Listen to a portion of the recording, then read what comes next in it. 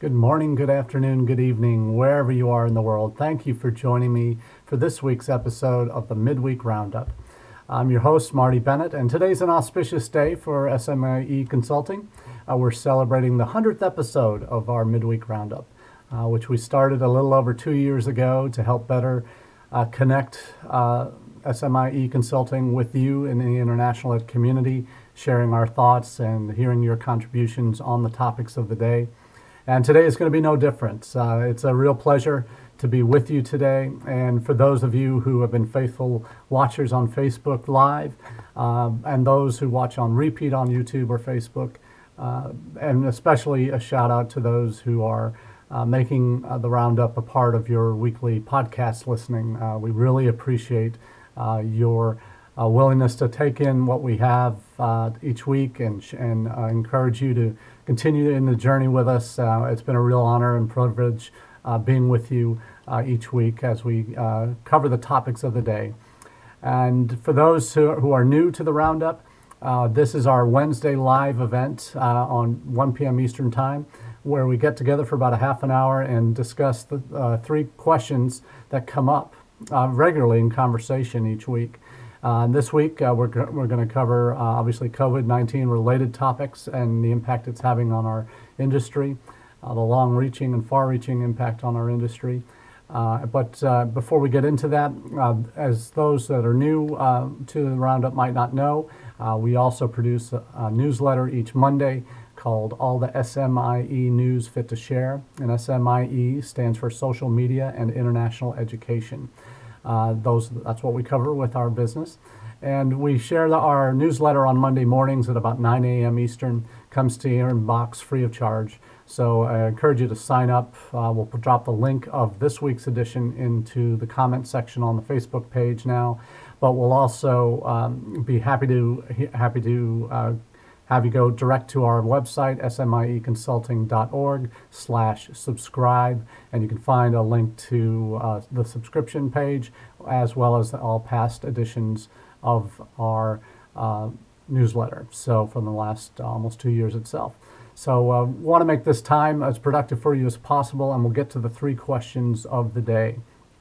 First up is COVID-19 exacerbating an already tough application year?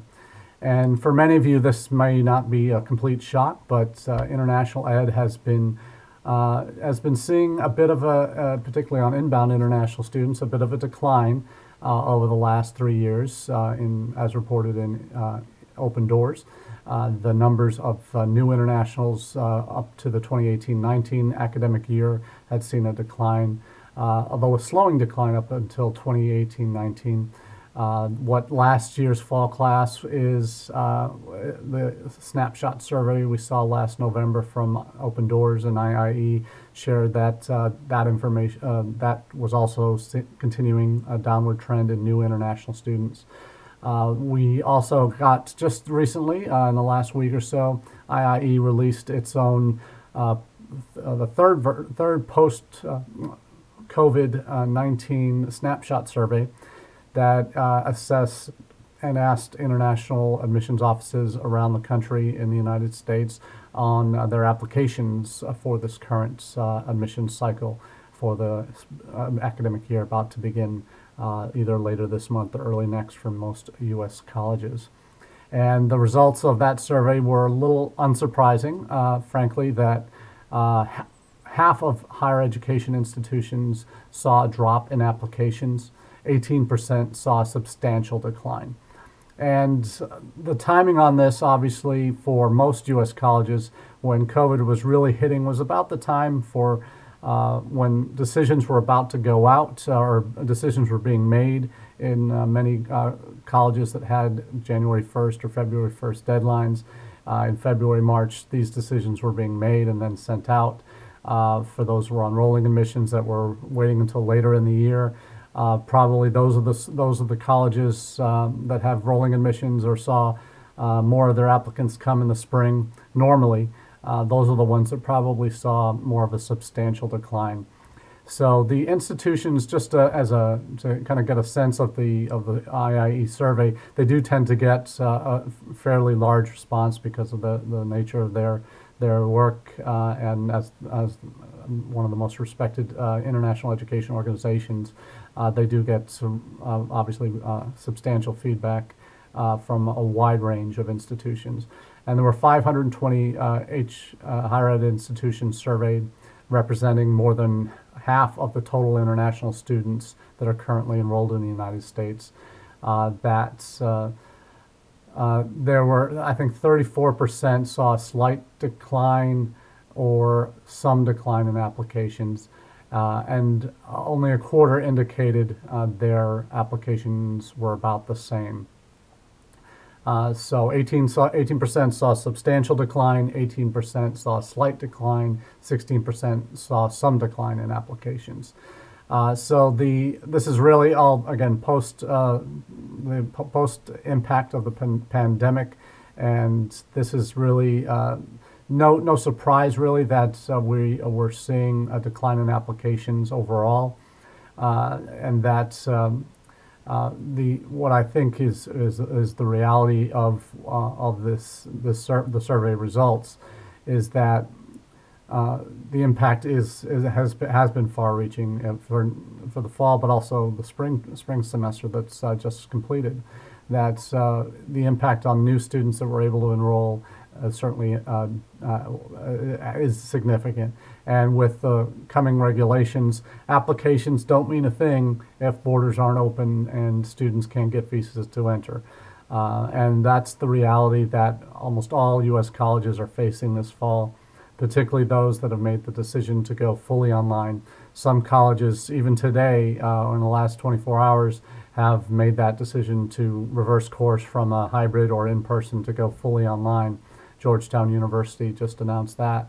And how that's going to impact their international students that were in the pipeline, either applying for visas and ready to enter the United States, or had already made those plans, might be in the airports on their way here now. What does that mean for those students? So frankly, the situation and the unpredictability of what the pandemic is going to look like in terms of its overall impact, it's far worse than anyone could have imagined. And so there is only one answer to the question, really, whether COVID-19 is exacerbating a tough application year, and it's absolutely yes. But the realities are how institutions have responded to these concerns are the unknowns of the impact of COVID-19 on our students, prospective students, and current students. So the IIE survey is obviously focusing on international applicants.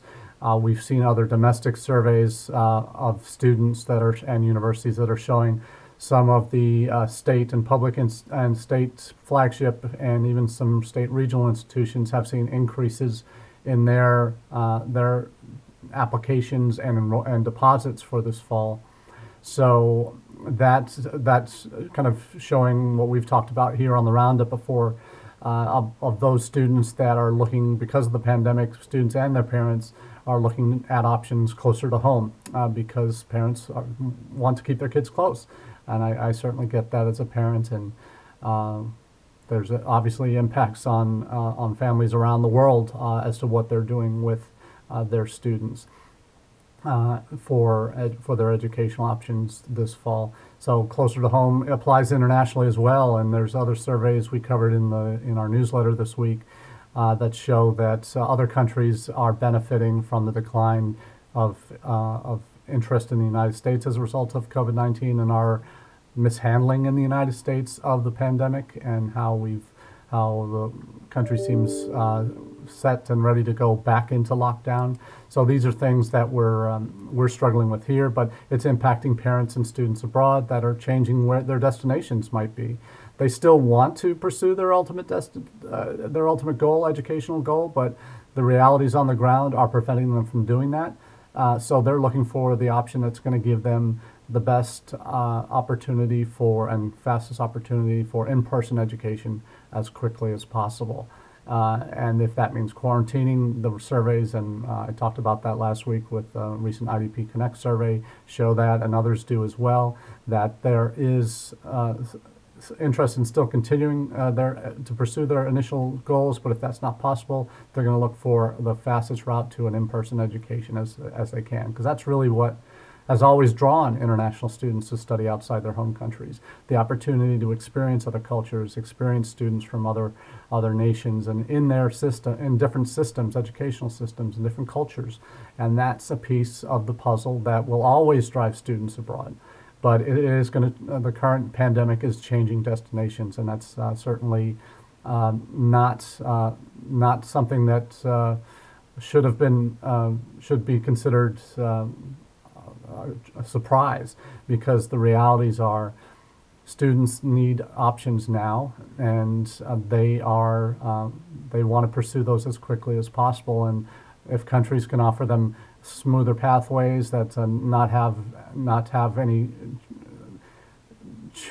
challenges in terms of what is possible and what isn't possible, and having that change mid-course or in the midst of their journey to their destination country. That's what we're facing in the United States right now. And that's going to be our next topic. And the next topic for our roundup today is what the impact of ICE, and I would say more broadly DHS, because it'll also include Customs and Border Patrol. And we're already hearing stories from incoming students on the hassle that they're getting at the border related to their course of study. So we're going to talk about that too. But moving on to the second question, in the United States, we've talked at length over the previous 2 years on the impact of current administration's policies in terms of weakening our image abroad as a friendly destination for international students, as a country, government level policy and decisions, the travel bans and the attempts to erode the edges of what we do in international education. We've talked about that at length here on the Roundup. But with regards to DHS and ICE specifically, the enforcement of policies related to for new students versus continuing students, those have been there's a lot of back and forth in the press, and what students hear, and what if they're hearing an old story or the most current story on what's happening with policy, U.S. policy. It's hard to keep track sometimes, even as a professional in the field. It's like looking at articles, is that new, or is that obviously looking at dates, but looking at their take on it and how it's being viewed abroad. There's a lot of confusion out there, and frankly, decisions that have been made to allow continuing students to maintain hybrid or online classes instead of the normal limit of one online class per term that is in the existing immigration regulations that was amended or superseded by the rules implemented in March in the midst of the pandemic, which we've complimented DHS for making those decisions to ease the burden on students, current students, international students, to allow them to continue and maintain their status even out of the country, as long as they're making satisfactory progress towards their degree, doing all online classes. That's been great, but the confusion on continuing students that existed earlier in July, when DHS put out this ruling to limit it to only hybrid and in-person, not online, when that was reversed quickly in a week, which was amazing that it happened. I'm glad that it happened, but unnecessarily added grief and confusion to the mix. So our field is with travel bans and all the other associated issues that the current administration's policies have had on our field, on our reputation abroad, has been cumulative, and is certainly are ones that are not easily overcome. And there are still students who want to be here this fall, and they're doing everything in their power to get here, and jumping through hoops that we wouldn't even imagined would have been imposed months ago. But their desire to study here is just something that you have to hold in your heart and go, wow, this is why I do what I do, because of students like that, and realizing how difficult a journey it is for them. That's something that most administrators at our colleges and universities don't grasp unless they've been in it, and unless they've experienced it, or unless you've had this conversation regularly with them on the journeys that your new incoming international students are facing every year. But what's when you hear stories, and this has been a regular occurrence in the start of every semester when we hear news stories. See Karen Fisher out on Twitter asking for international students who have just gone through immigration to tell her their stories about being turned away or going into secondary and having extensive questions asked. In the past year, it's been about social media posts and access to social media accounts that have been part of the new vetting process that DHS has for new students when they enter the country, any new visitor to the country, or any visitor to the country. They ask these questions now, but it's also now been replaced by ICE agents, or not ICE agents at the border, but CBP agents at the border that aren't familiar with the new policies or haven't had that briefing yet or have ignored that briefing, and are that allows returning students to take hybrid classes, students and online classes. And then for new students coming in, if their institution has been is in transition between an in-person and an online, or may still be shifting, or there's been news stories out about certain institutions, like I was explaining earlier with Georgetown, just happened in the last 24 hours. What is happening to their students when they come to the border if they say the wrong thing? Though our classes are all online now. If that's the actual fact, that student is going to be turned back at the border. We don't know what exactly Georgetown has been prepping their students with, or if they were already telling their new internationals that had already were going through the visa process, don't bother now, wait until January or the next available term so that we can get you here in person without the problems that you're currently going through or expected to go through. So it's a little disingenuous in terms of what's happening with the way institutions are responding. They obviously have a myriad of concerns and constituent groups that they have to be responsible to, not least of which is the health and safety of everybody who works there and is attending as students there. And there are financial concerns that push institutions one way or another, whether to be more in person or hybrid or online. And that's something that those pressures, we don't necessarily all are able to wrap our heads around how those decisions are made at individual campuses. You obviously, if you're on campus now, you have a fairly good idea how or hopefully have a good idea what the decision-making process has been for your institution, and you're probably still figuring out how that's gonna impact what you do for orientation for those that can make it in, if you are in person or hybrid. But my question is, how far down on the priority scale have new international students and international students in general become on your college campus? Because I look at stories like we touched on last week about how ICE's new ruling does allow new international students to take hybrid programs where it's part online, part in person, but can't do fully online programs. That came out and that was confirmed that that's the case. But there are more institutions now, and one of which, Johns Hopkins, is now telling their students, new international students, because they're in a hybrid situation at Johns Hopkins, they're telling new international students, no, don't come. You're going to have to wait. Do your classes online this fall, and then come in the spring or whenever situation is resolved to the point where they can enter without concerns. So it's a real challenge, and why a school like Johns Hopkins, it does have a very substantial international population, because they're going on fully online after Thanksgiving break, and that's a reality that Johns Hopkins is using because they're going online after Thanksgiving. That means that new international students shouldn't come. Well, if they're coming in initially for an in-person and hybrid experience, that legally will establish their status, their F1 status. That will make them in legal F1 status, and that will allow them, once that's established, to fall under the guidance of currently enrolled students when it comes to online education. And that switch after Thanksgiving should have been viewed by the administration there as a pathway to allow those new international students to come in. That's not the case. So I'm very concerned that other institutions, and Johns Hopkins is a very savvy, international savvy organization, and has incredible relationships with institutions around the world and great international education programs there.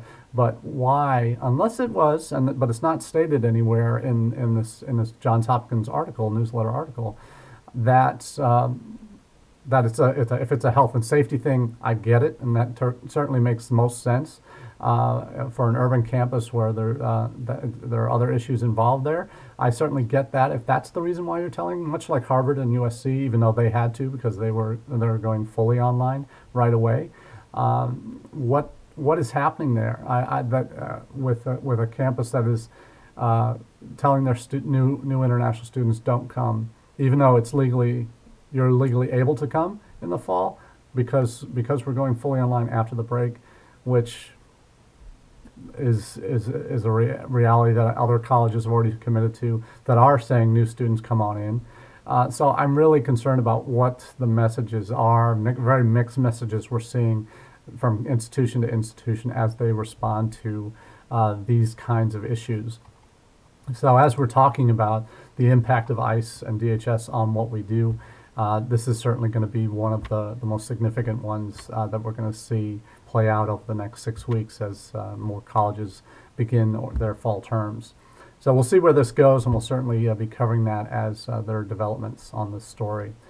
But I want to close today with an article that I wrote for IDP Connect this week. What are the reopening realities you're facing?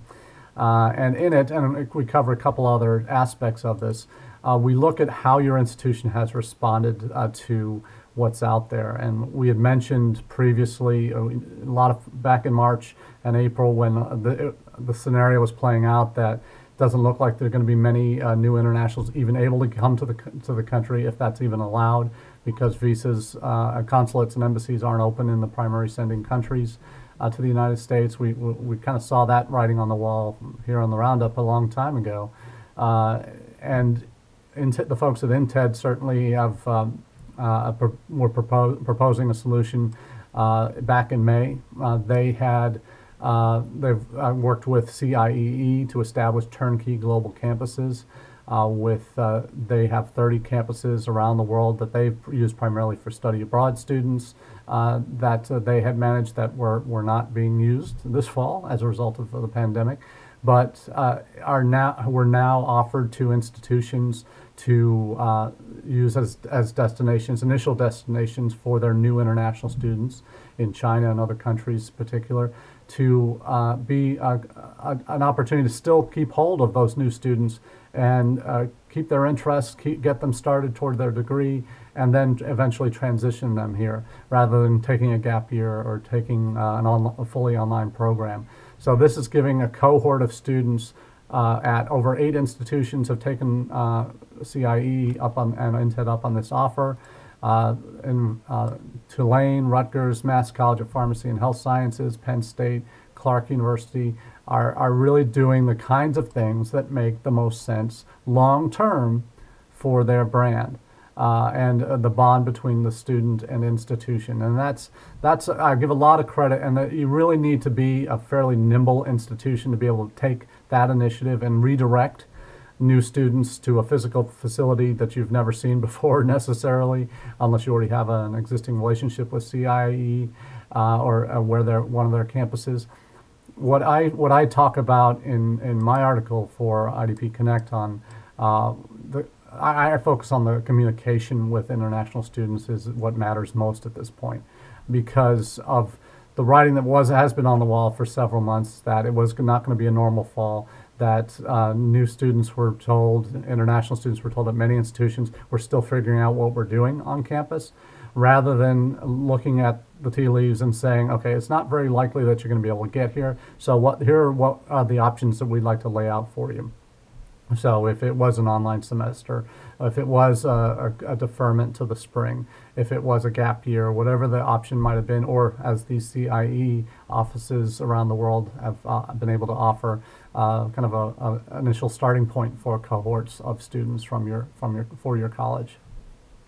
Now, how you reopen is obviously all over the board. I mean, this is something that is not exclusive to U.S. colleges and universities. I have a group of U.S. Colleges that were originally planning to do a physical recruitment tour to a group of schools in Asia and Europe this September. We had to transition to a virtual option to actually connect with students at those schools. And in the process of going through this exercise with them, we had a training session yesterday and starting to hear back from the counselors at the schools we're going to visit. I asked them, hey, what are your reopening plans? And they're all over the board too. These are international schools in Singapore, Thailand, Hong Kong, China, Japan, India, 7 in Europe, all over the European continent, Costa Rica, Canada, and a couple in Africa that have very different plans. Some are going to be able to meet fully in person because their students actually in the spring were told don't leave because if you leave you're probably not going to be able to get back in. So kind of like what happened in the U.S. for currently enrolled international students. In Singapore, they're going to be starting their school year fully in person. In other countries where students had left, they're not able to get back in the country yet. Only half of them there. When they get back in, they're going to be in quarantine for a couple of weeks, like they will in Wales at UWC Atlantic, that secondary school. There's real issues here, so it's not just a U.S. focused issue. We're not the only ones dealing with how we reopen, but the successful institutions that are meeting this challenge and who have been upfront with their new students and have clearly laid out the paths for what's to come. It's really important for everybody to really see what the options are. And there's a couple of different models that we've seen in terms of U.S. Institutions in terms of how they've been communicating this. The Chronicle of Higher Ed has done a great job over the last 3 months of weekly updates, daily updates sometimes, to their graph of U.S. colleges and their plans for the fall. At one point in June, it was 65% were planning for in-person, 6% were still waiting to decide, only 8% were planning for online, 12% were planning hybrid. So the numbers have changed dramatically in the last month. That Chronicle model has now shifted to a much more segmented model that they're offering, or they're working with Davidson College in North Carolina on this. That breaks it down into 14 different categories rather than 5 or 6. And the primarily in-person numbers are down to just 21%. In fact, the largest group is still TBD of the various options. We have primarily online, 24% now, and that was tracking higher than what the previous model was that the Chronicle was using. Hybrids at about 16%. So there's a lot of really diverse opinions in terms of how colleges are reopening and how you're communicating to that, your prospective students, to your admitted students. As I mentioned earlier in a previous comment on student desires and destinations, they still want to come. They still want to come as planned, and that number's actually gone up since an earlier survey in April from IDP Connect. And the ones that have decided to change their plans are changing them because of that closer to home mentality that we were talking about. So the real challenge is how you've communicated your institution's policies and in the larger, and how they fit in the larger scope of U.S. immigration policy at this point, and how open those lines of communication have been. If you've just told them back in April and May, hold on a minute, we don't know what we're doing, and every month or week you've given them an update, we don't know what we're doing yet. It's just sowing the seeds of confusion and opens the door to more of your students finding those other options. And the realities are that there aren't going to be many options for them to enter if you're going fully online. There aren't any right now. So what does fully online look like for a new international student? And if you had those plans laid out back in March and April, or at least starting to think about that, what that would look like, you'd be in a much better situation now if that was your initial push to those international students, or finding that alternative destination where they could start at a partner institution overseas. Maybe not one of the CIE ones, but looking at one of your organizational partners that you work with that could host your students, new students, at least temporarily. So there's a lot of challenging times ahead, as we all are fully aware.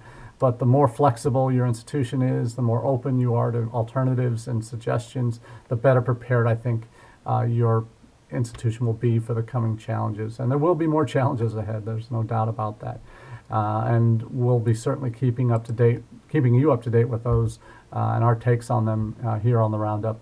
But we're grateful that you've spent your time with us today and really look forward to continuing this conversation in the days, weeks, and months to come.